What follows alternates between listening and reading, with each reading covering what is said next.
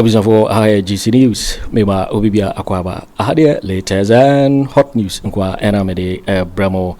Enuti so nyan subscribe to channel dia bomodi ase obe subscribe. The obe an say obe click the subscribe button. Na wa bele notification. We understand new video be upload no. When the first person won sa ebe kan sa video. Afi we na wa like video no. Give us a thumbs up. Na fi shema oforo so na when you be here na wo hu ensemo ekoso ewo Ghana memu ha afi yenhwe ensemo abeto yepno so yenti sa report ya ababetudwa yenti sansemi de saye mabufo kra ne se time yeto abetia no January duru ye no yatete se ehompo no na odaso mankrofo lances na ade beyi ana se bronsama na se honhombone JJ Emma just 24 lances say na mutimi kom sure samna na galamsey issue no enya strong sir yenko next one JJ from 1995 to 2000 only 24 sabre na ye forest no edaso wo ho ye kase ye wo forest ye wo choir sure e wo ho ye green e wo ho o man panyin kofo 8 years o ma just 14 yeah o man panyin kofo bra Facebook na be hwe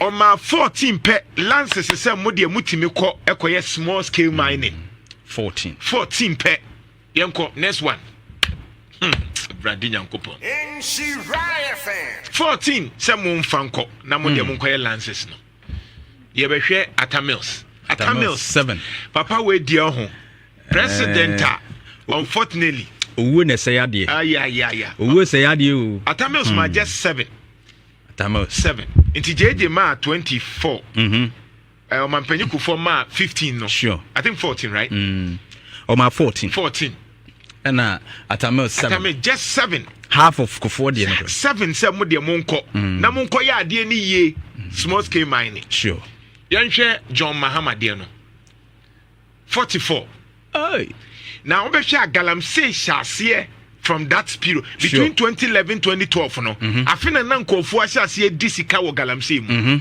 enti galamsey ne shase sorry ye sure from 2011 2012 no ekono me kai pa ai ema wono cry declare fight on it exactly committee kromo setting so omonye assessment of the na me won nkofo bi omo bonsi me firingura mu na eba that was the time na omo de China for no ebam a because now that small scale man no mu use excavator ni bebre yeah but China for ne ba no mu say da ben na de aso ne ho ahwan be ye nti omo de excavator eno na sha from 2011 2012 eba na galamsey issue no I think those times kra na we inquiry say na ohu say bi wurawura omo so omo de be ye kwan exactly so I don't know omo explain this na ikoye galamsey exactly so I mean Mahama so ma 44 so it was terrible in fact between 2013 and 2016 Ghana sika nkrofo wi aye from gold nkwa was over 6 billion sure $6 billion $6 billion dollars that was sika no $6 billion e just got to IMF you koje half $3 billion in fact 2016 kwa sika wo mu wi aye under John Mahama sure was $7 billion by a transaction seriously yanhwe na do dan Akufo Addo wagu kro no from 2017 to January 6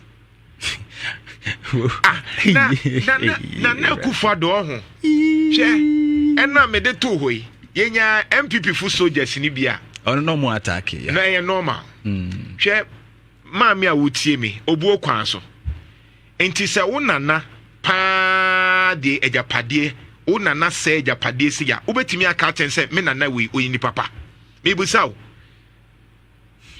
me pese me ka bibi ni aka se me mbu papa no ba ye wona na bone wo ho ene wo mpanyin bone wo ho se na Akufo Addo a wadi 83 years se wo sori anopa ye ma winsuo pa na enom serious udi aduane pa na watimi atena se from 2017 be pem ne wa ban am over 2000 plus lances including time ayeto abeti ampo no grata chem se wo na wo da so man for lances na Akufo Addo na aden wo papa yi aden ade na wo tesa 83 years Yena na wasan ka wodi Agyapade just wo Agyapade ne say one man kofo asɛe nsuo no wasɛe nsuo no wama bibia ye basa wo forest na ye digya wo no nko anwa ban 2000 plus na Akufo Addo 2037 de yema bufu kra me say yeto abetia no January na oda so Emma Lances oni abugina ponimu wa wo nneɛma na wo yɛ as Ghana ni no ɛdeɛ bɛ paa na wo watumi a protect ka kyerɛ me sɛ we de betumi de yensa sie bo sɛ we yɛ Ghana dea na yɛnya so mfasoɔ obetumi aka bi a kyerɛ me me bu so ɛdeɛ bɛ paa na no pay deɛ bɛ paa na betumi me yɛ Ghana ni na we die Ghana yɛnya so mfasoɔ obetumi aka bi a kyerɛ me Donald Trump si ko krom ye betimi akasa abrofo mu nkom krom anke ebewu because ye ni sa tumi no eyede ne yenya sa tumi no yenya sa tumi ni wo bra ye decide say at the time galamsey say ye kro no kwabrani bi betena so no ye o mampanyi friend na nado danko Akufo Addo o decide say mining lances the nkrofo timi ko forest ko didim the nkrofo timi ko ensuo no makosɛe no the nkrofo timi dwiri ye nneoma nyina gu no ye ma kwan na ono nko a ban emma nkrofo more lances abusia ene matwi break kakra because eno am hye bibia ase me say na Akufo Addo asumdie de asumdie wonya bidawo. And I repeat it. Asumdie. So far as sa galamsey issue, and I repeat it, say asumdie di asumdie na Akufo Addo. Mpaibo bia mebon so onya sa asumdie ni bi da. JJ man krofon krata so mo nkɔ kwayem no mo nkɔye mining. Ɔmanpanyin kofo ma omo nso krata Atta Mills John Mahama.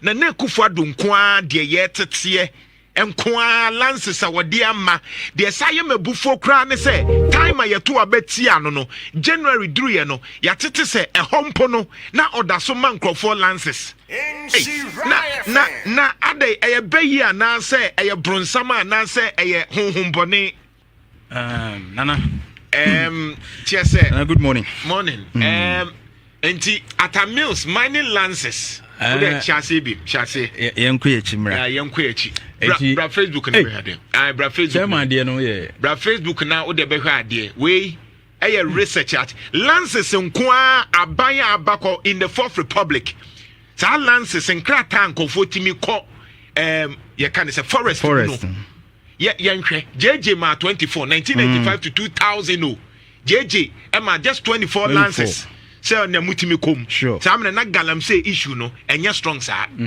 yenko next one JJ from 1995 to 2000 only 24 sabre na ye forest no edaso wo ho ye kase ye wo forest ye wo kwaya e wo ho ye tu ani green e wo ho o mampanyin kofo 8 years o ma just 14 yeah o mampanyin kofo bra Facebook na be hwe o ma 14 pe lances se mo de mutimi ko ekoye small scale mining 14 pe yenko next one Bradinya nkopon 14 se mo mfanko na mo de mo koye lances no ye be hwe Atta Mills 7 papa we die ho president unfortunately owo na say ade owo say ade o Atta Mills ma just 7 Atta Mills 7 inti JJ ma 24 o man penyiku for ma 15 no sure I think 14 right o ma 14 and Atta Mills 7 Atta Mills just 7 half of Kofo de 7 se mo de mo nko na mo nko ya ade ni ye small scale mining sure yanhwe John Mahama de no 44 now we share galamsey shase from that period between 2011 2012 no afina na nkofo ashase disika wo galamsey mu enti galamsey ne shase sorry ye sure from 2011 2012 no Ekono, me kaipa. Aye. Emma ono cry declare fight on it. Exactly. Committee kromo seti so monye assessment of the. Na me won kofo bi omo bonsi me firingura mu na eba. That was the time na omo de China for no. Ebam mu a. Sure. Because now that small scale man no mu use excavator ni bebre. Yeah. But China for ne ba no mu say da ben now they are so ne ho ahwan be ye. Into omo the excavator and no say from 2011 2012 eba na galamsey issue no. I think those times now we inquiry say oh na who say be wura almost omo de be kwan. Exactly. So I don't know more explain this na ikoye galamsey. Exactly. So I mean Mahama 44. So it was terrible. In fact, between 2013 and 2016, Ghana sika nkrofo wiaye from gold nkwa was over 6 billion. Sure. $6 billion. $6 billion. Dollars. That was sika no $6 billion. I just got to IMF your half $3 billion. In fact, 2016 nkwa sika wo mu wiaye under John Mahama. Sure. Was $7 billion. By a transaction. Seriously. Yanhwe na do dan Akufo Addo. Wegu krono. From 2017 to January 6. Na Akufo Addo ho. Che ena me de to hoi. Yenya NPP fu soldiers ni bia. Ono no mo attack ya. Na ye normal. Che maami a wotie me obuo kwan so. Enti se wo nana pa de Agyapade wo nana se Agyapade si ya. Obetimi aka ten se me nana we oyini papa. Me busa wo. Me pese me ka bibi ni aka se me mbu papa no. Ba ye wo nana bone wo ho ene wo mpanyin bone wo ho. Se nana Akufo Addo a wadi 83 years. Se wo usori anopa ye ma nsuo pa na enom. Serious. Udi aduane pa. Na watimi atena se from 2017 be pem ne wa ban am over 2,000 plus lances including time ayeto abeti ampo no e grata chem se wo na wo da so man for lances na Akufo Addo na aden wo papa yi aden ade na wo tesa wo ade na wo tesa 83 years ye na e wo sanka wo di Agyapade just wo Agyapade ne se wo man kofo ase nsuo no wa se nsuo no wa ma bibia ye basa wo forest na ye di ja wo no nko anwa ban 2,000 plus na Akufo Addo 2037 de me bufu kra me se ye to abeti ano no January na oda so ema lances oni abugina ponimu oh my out to cease a day before even a year. No, that's lances. A day before swearing of the new president. Sure. Enti abugina pomu na no. Omanya ne ntemo bia na. Munya ne fast. Aden na Akufo Addo. Obi say mani dinda me ma papa we dinda. No me dinda. Okwa kana say wa wie na djuma. Hwan no so wa wie na djuma. Wo me no me anu nya kidney problem. O so wa wie na djuma. Me no me anu papa we na djuma ni timo dinti no. Me no me anu nya kidney problems. Yensuo nye. O ka kire me say wa wie na djuma nti ma no home. Won te Ghana ya adwene the way sitie. De nipa no di wo bone no. Na broche come like this no can you be arrested? Oh yeah. Ade we a crime against humanity. De na Akufo Addo ye a crime against you. So a would disema a bomb Sadia will be na Akufo Addo ye. Seriously. Na ye kan wan sama wo fu soldier wa nya bia ni. Wo fu soldier NPP ni who defend na Akufo Addo as against me a me ka kire wo say papa we ni trimo dinti. Ni pewu. Obedi watem. And I'm very sad. Jesus Christ. Obedi watem.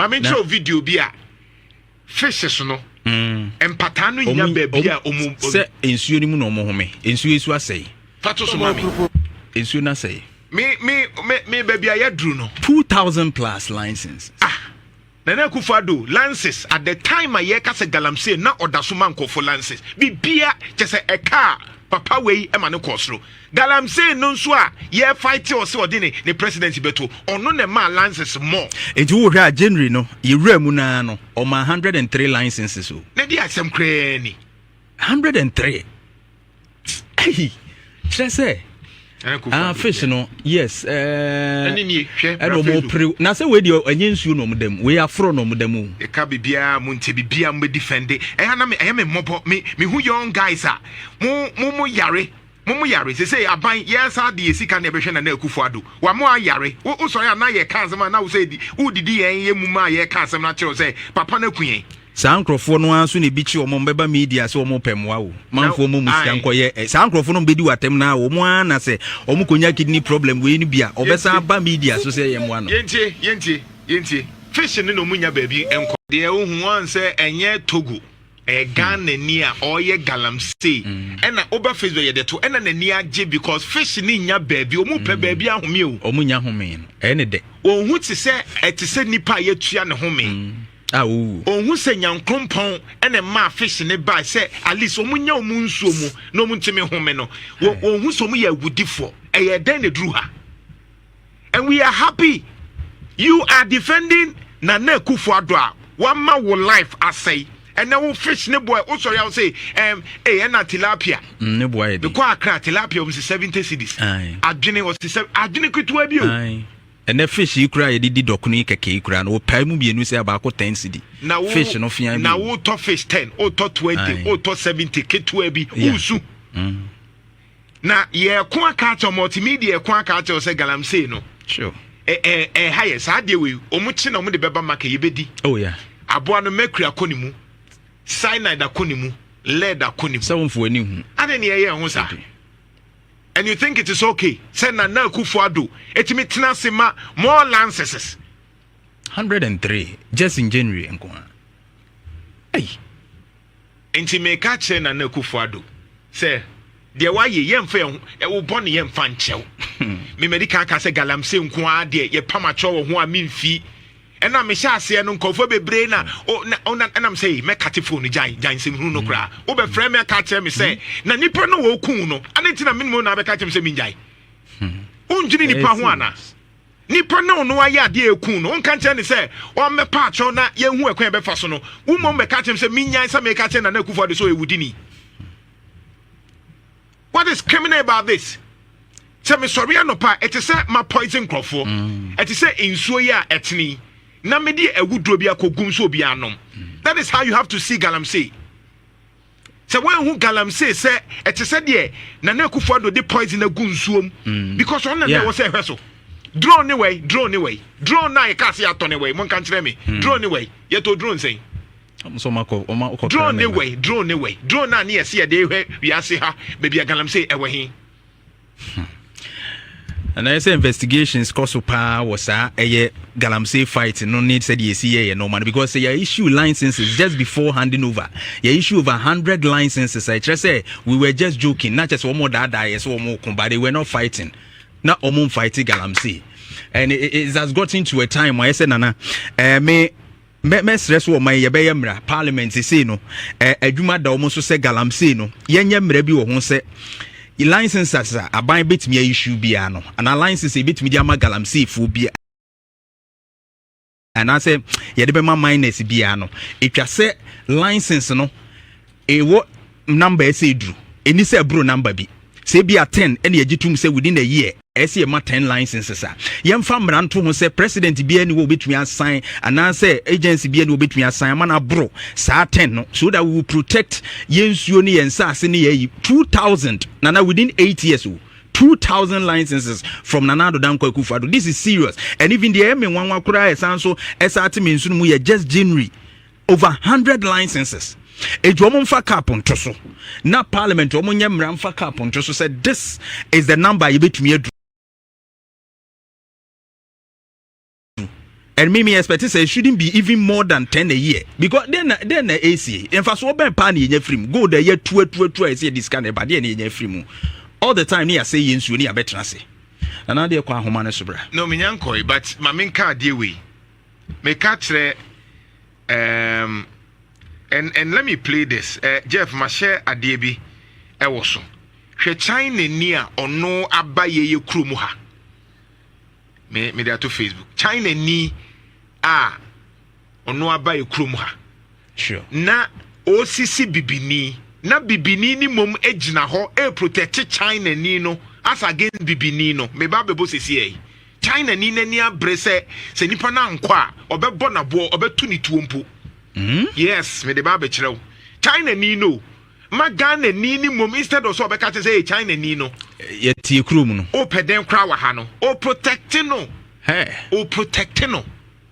ye be to sesisia ase sabi enye chese ono hoho no be bu ni nua wo krumu ano ono se bo hoho no ban so wo mu no enti me de make catch John Mahama nie ya catch say this week on ka bibin fa galamsey ho ye ra John Mahama ye ntwe ma wo on this term galamsey na nyafe ne yenkota enye committee asembia ye here committee ye nya appointing minister for lands and whatever bia the first thing that was so commanding is onya everybody in somo whatever obia fan the lands so John Mahama galamsey asem nkoa de se wo na eda utiri so enyafe na abeka sa won krofo nso abanto mbeso omutu lances bebrebe no kra no for now obia mfa ne dianto ne yen hwehwemu ansa whether small scale whether community mining no o de fatabunu bi to so in the meantime fatabunu bi to so John Mahama Mr. President enyafe ne be diplomacy there's no diplomacy here enyafe ne ekoye nkrata ne committee bia nkrata no oma obia we say wa register on register you obia mfa to ne yen hwehwemu. The first instance I was saw here in Sony Nina will be a tin so and Coronim Wícked na me dream ho me hu Facebook post no na nanum say one of the solutions to this party financing ya dream ma ho na in fact the current parliament no Amemfi central seat no I have for no seat ni ade nyina Kojo galamsey for na the kura seat no ya dream ma so in the next 4 to 8 years na pass man na makan mu ntwa video no nto most of our parliamentarians will be illegal miners and galamseyers. Na natakwan suayem obi also pese osuan de bia onko google okoben mines na won google a little bit about mrekuduka me na in the next 8 years parliament na nim ne unu ekwadwe hu no your constitutional imperative no MPs na be ministers it was a cabinet MP no Sanshemra. Na Kojo Nyawanwa, and Nyawanwa say hang parliament as I me pass him, say LI 2 there be 6. Say you go 2 illegal mining and galamsey and see to me yana forest reserves. President Kazi Yanko bit me akoye. Kojo Nya 170 169 in a koyes how hang parliament. We na parliamentarian say chom ho say yentwam. And Nyawanwa. As a senior to tell no. Omo ete committee no so ayaton awie no later. Omo say process na yes time. And Kojo party finance and that is one of our issue. Party hieska. Yes Kojo omo na etu. Na down to utie you betime excavator to toma ko tontokrom so ko tu galamsey. Na me 13 billion. Excavator bako. Again, excavators na eba no. We just quick one. Ma member China ni de na afi mpacho to ase. Mpacho bra Facebook na me ha de. Na he China ni a Ghana ni mum protect no. Oso obeku Ghana ni a ni abra. Atenze ni iskasem.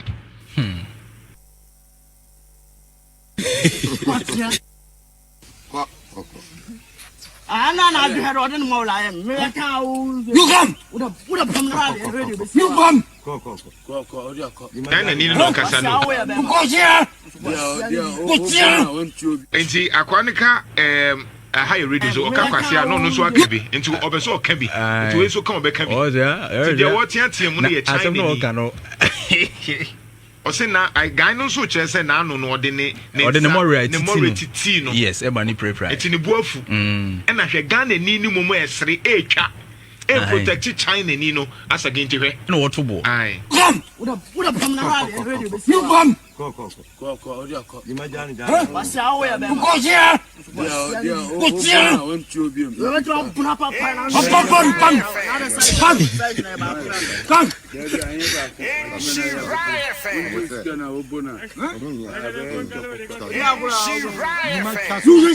Me pacho bra Facebook ade na me pese obi abehwe bi na afi wote de me kanase enye bayi a me ye president a anka beto atia me because me president a me say nka mining no kra no metwam say ye ni wa kofatu ade make bebrebe wonte na dia na ha no na ni nyina mu no so na Ghana ni na etwa na woka che en wo gina wona akwa na kofatu na say o mu protect China ni no China ni eni kwan so small scale mining mu no a criminal say China ni be small scale mining ye mra no ade we mama je di so wo mo ande ku mo dan mo tunsuo ni right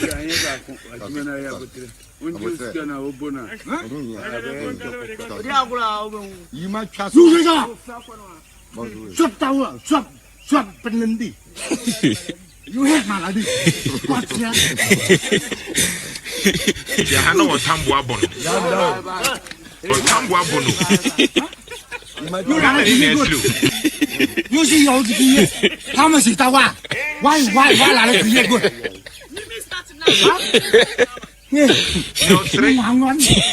Ni mi an ho akire no wo sere because China ni bu afu ohoho no ye protect no ni e ka chen so de on command mfi na nye sa mi wan so sa China ni asa wu kro hwe nyoma no matutu amna wo matutu asan no amna no he e no matutu asan no China ni no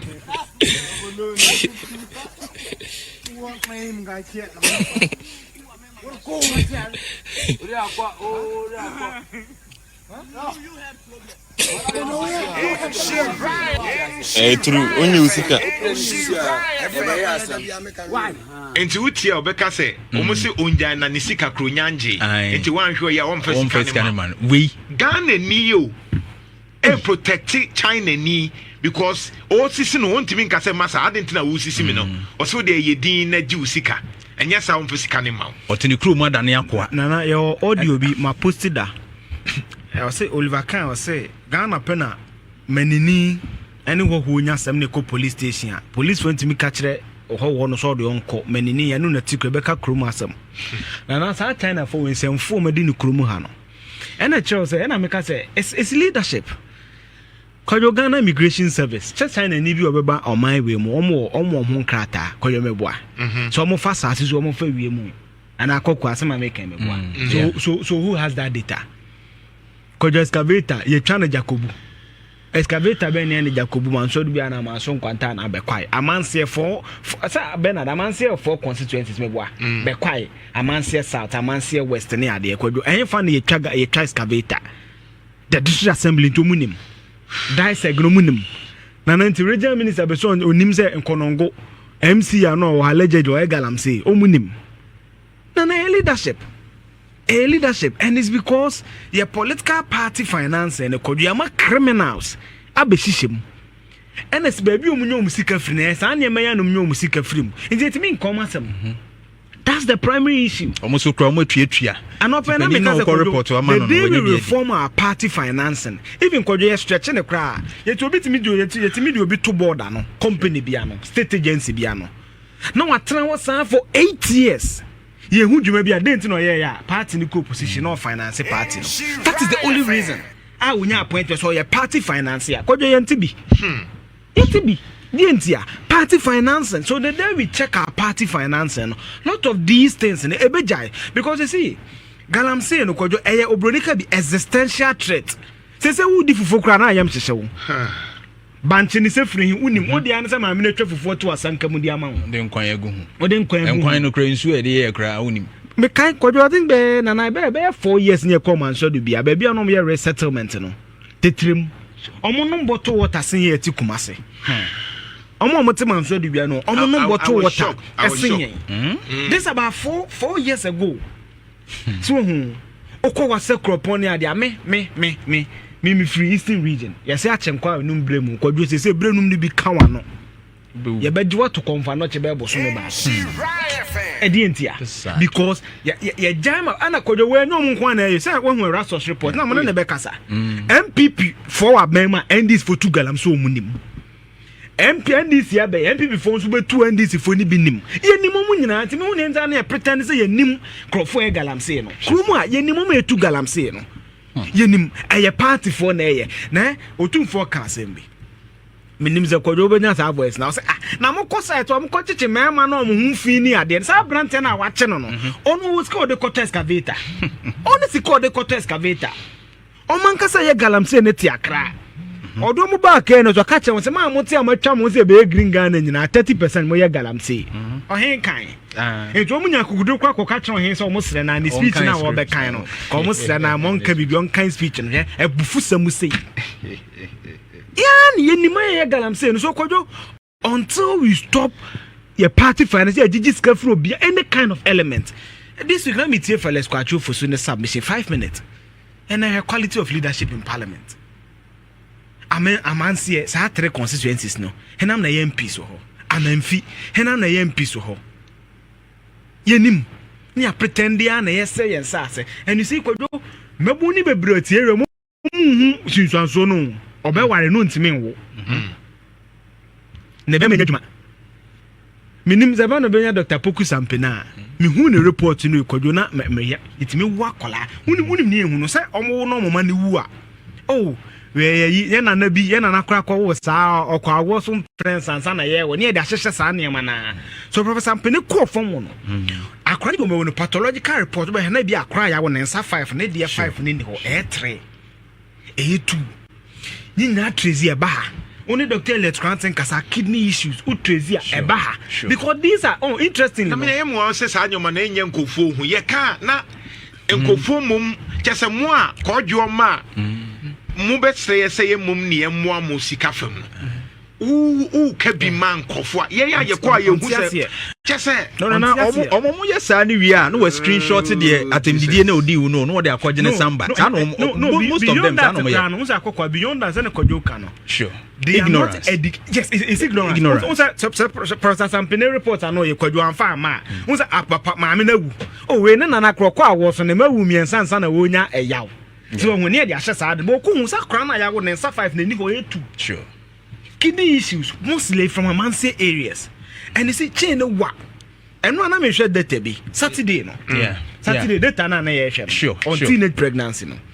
Koyo baje di say ya onkora 15 to 19 a omo multiple sex partners. He has to survive. Yeah. area mu wa ya start a galem ya sanitary pad initiative na amanse na ya it is akra oba no ne mpran form so betime nya ace one obetime nya fertility to onyema otimi kuran wo otimi sustain pregnancy galamsey ni pay ya wode ne ho akoto galamsey onne na nipa no kron to condom enti rosa na galamsey ni ho nyoma basa no akọ ba ni mu afekojo wonenti ameka se de bia ye data na eni emfolo no enti ebia your unemployment of 14.7% e ma ne de ne ne doso be ma ne bono no aba ma me fi ho se koja phone link na biama so all her data na link enti o kan nipa no ntia se bi kokojo odwen se galamsey na wakọ na wanya 70 cedi a day no eye na ne me ehu no tabanam ne nana call pa na ma no mo yi bi o mo ye o mo tena nsuo no so ohuru gold na akokwa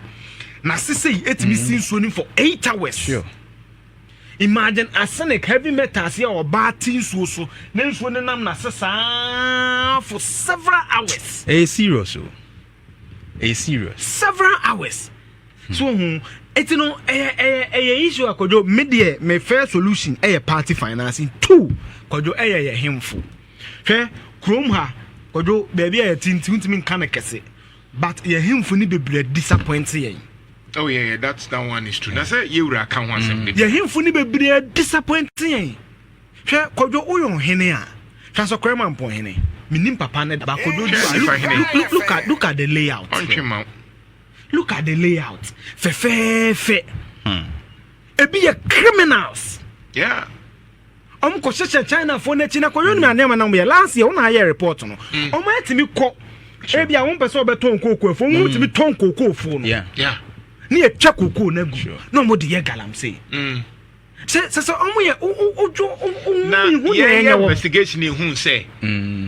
Okokra na ahemfuni bi kra de inso na chiwade ekoka no yansa no makwa akutu ohene no so ohene bi kra confirm we fi no de chiwade nti we de ompe kraman ye twa preko moja ne de aya no numum because China ni no onim chiwade no sure because first one say ne ebusa say na yen ya yesuro nsuo no China ni betimi akoma kwakotu na bibia nsi timi kra mfa mpaboa nsuo bi okra na ohene na so no bo nsuo no ho ba no numum ye nsuo na chiwade e de say no na watimi awrem sure ba wo ye Ghana ni dia ne aka cho say ene ye wuku da pa wuku nti ye mfa mpaboa nko ye ne se ba ku ya nanse ya otumfo tu ni sei okogira wo hia ni matwa ntro say na otumfo asi na chema bi ye na ba ko hwe ni mo one kromo obusuapa ni na edi sa asamfu no onkojo munya se sa chichichi bi Jeff sa sin ni mame of in so the way I ehunu gu epo ni mu no send no mommy. Why? Mr. Wana, Kojo, the third layer for me,